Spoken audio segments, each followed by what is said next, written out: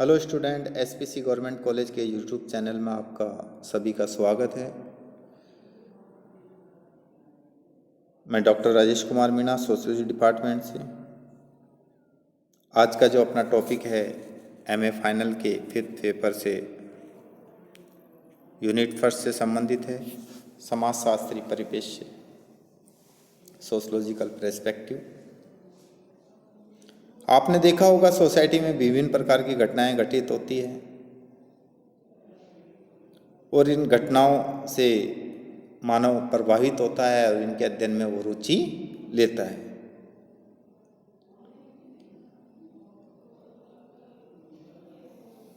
लेकिन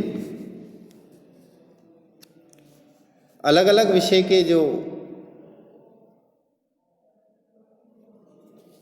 अलग अलग विज्ञान से संबंध रखने वाले लोग भी अलग अलग प्रकार की घटनाओं का अध्ययन करते हैं, लेकिन ये भी देखने को मिलता है कि एक ही प्रकार की घटनाएं, तथ्यों व समाज की वास्तविकताओं का अध्ययन भी अलग अलग विज्ञान, सामाजिक विज्ञान के विषय करते हैं।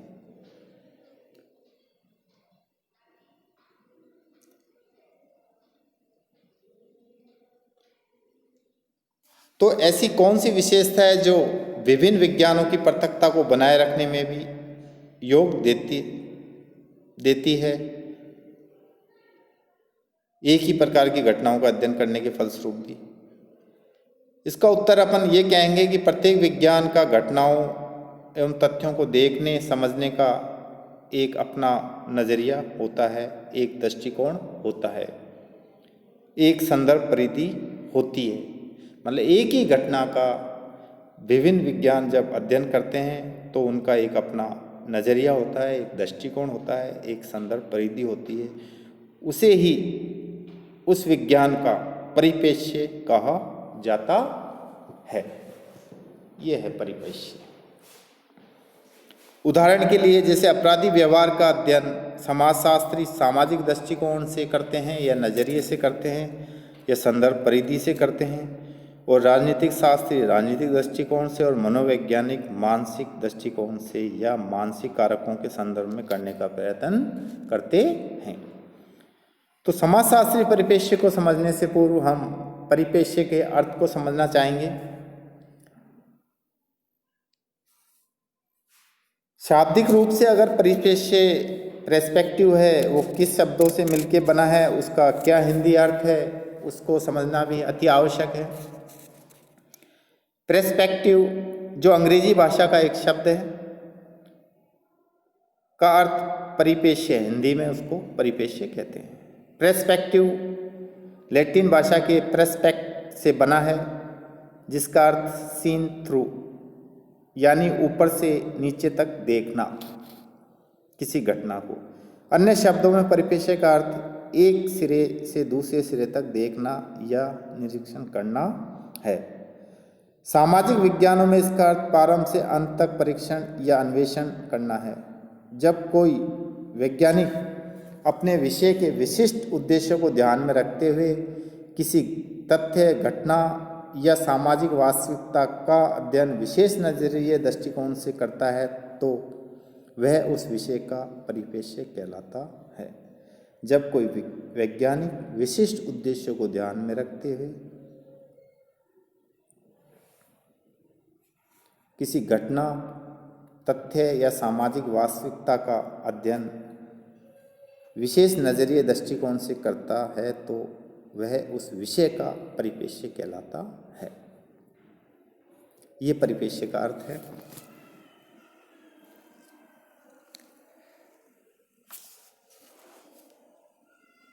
अब समाजशास्त्री परिपेक्ष्य क्या है और इसका क्या अर्थ है, इसको समझना अति आवश्यक है। इसके अर्थ को समझाने के लिए समाजशास्त्रियों के द्वारा परिभाषाएं दी गई है। सबसे उचित जो परिभाषा मुझे लगी कि आसानी से परिपेक्ष्य को, समाजशास्त्री परिपेक्ष्य के अर्थ को अपन समझ सकते हैं, वो थियोडोरसन के अनुसार है। ये कहते हैं मूल्य, विश्वास, अभिवृत्ति एवं अर्थ व्यक्ति को संदर्भ एवं दृष्टिकोण उपलब्ध कराते हैं।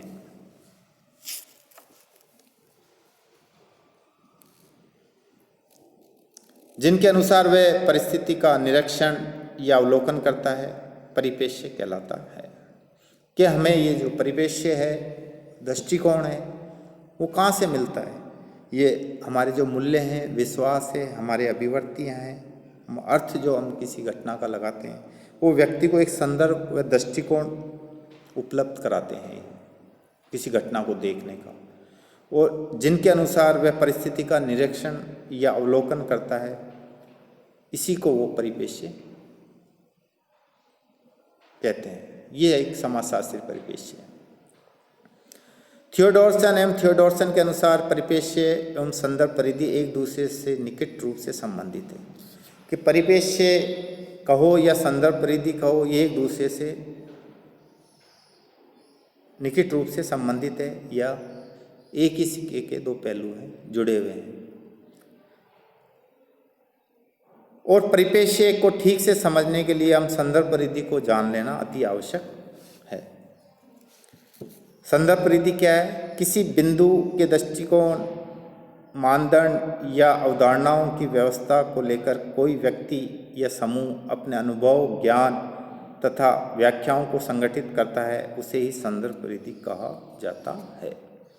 व्यक्ति के मूल्य तथा सामाजिक प्रतिमान, जनरीतियाँ, प्रथाएं, रूढ़ियाँ, परंपराएं, संस्थाएं सामाजिक परिस्थिति में उनके अवलोकन एवं निर्णयों को प्रभावित करते हैं। इन्हें ही संदर्भ परिधि कहते हैं। संदर्भ परिधि क्या है? किसी घटना का किस सीमा तक उसका अध्ययन करना। परिधि का मतलब सीमा, और ये सीमा हमें देते हैं हमारे जो समाज के प्रतिमान हैं, मूल्य हैं, प्रथाएं हैं, विश्वास हैं, ये हमें संदर्भ प्रदान करते हैं। इस संदर्भ से ही हमारा घटना के प्रति दृष्टिकोण विकसित होता है। और ये सभी चीज़ें हम सामाजिकरण के द्वारा, जब बालक का सामाजिकरण होता है जन्म के पश्चात, जब तक बड़ा होने पर वो युवा बन जाता है, प्रौढ़ वृद्ध बन जाता है, तब तक मृत्यु नहीं हो जाती, मानव का सामाजिकरण होता रहता है। और समाज के द्वारा ही वो ये सारी चीज़ों को सीखता है, और वहीं से उसके दृष्टिकोण और उसके नज़रिए का विकास होता है। उसी प्रकार से प्रत्येक विषय के अपने दृष्टिकोण होता है, नज़रिया होता है, उन्हीं को उद्देश्य होते हैं, उन्हीं को ध्यान में रख के विषय के परिपेक्ष्य का विकास होता है। इसी प्रकार से समाजशास्त्र जो परिपेक्ष्य है वो मूल्य, विश्वास, अभिवर्ती एवं अर्थ व्यक्ति को संदर्भ व दृष्टिकोण उपलब्ध कराते हैं। समाज के जो मूल्य विश्वास हैं उसको थियोडोरसन ने समाजशास्त्री परिपेक्ष्य कहा है। समाजशास्त्री परिपेक्ष्य को प्रमुखतः दो भागों में हम बांट सकते हैं उद्देश्य के आधार पर। जो पहला जो भाग है समाजशास्त्री परिपेक्ष्य का उद्देश्य के आधार पर, समाजशास्त्रीय विद्वान जन है वो समाज का समूह व सामाजिक अंतक्रियाओं व सामाजिक संबंधों, सामाजिक व्यवहार व सामाजिक संरचना व सामाजिक व्यवस्था और इनमें होने वाले परिवर्तनों का अध्ययन करते हैं। समाजशास्त्रियों क्या करते हैं कि समाज के जो अंग हैं, समूह, सामाजिक अंतक्रियाएँ, सामाजिक संबंध, सामाजिक व्यवहार, सामाजिक संरचना, सामाजिक व्यवस्था, जिससे सोसाइटी का निर्माण होता है, उन सब में होने वाले परिवर्तनों का अध्ययन वो करते हैं। वे ये पता लगाने का प्रयास करते हैं कि समाज का जो सिस्टम है उस पर समाज के जो अंग हैं जिनसे समाज का निर्माण होता है, उनमें अगर किसी प्रकार का परिवर्तन होता है तो जो समाज की व्यवस्था है, समाज का ढांचा है, समाज की संरचना है, उस पर सकारात्मक प्रभाव पड़ते हैं या नकारात्मक प्रभाव पड़ते हैं। वो उस व्यवस्था का संगठन करते हैं या उसका विघटन करने का कार्य करते हैं, जो भी उसमें परिवर्तन होता है। एक उद्देश्य तो इनका यह है समाजशास्त्री परिपेक्ष्य का। दूसरा जो समाजशास्त्री परिप्रेक्ष्य का जो उद्देश्य है वह समाजशास्त्री सामाजिक घटनाओं के अलावा अन्य सभी घटनाओं, तथ्यों या वस्तुओं का अध्ययन समाजशास्त्री दृष्टिकोण से करते हैं।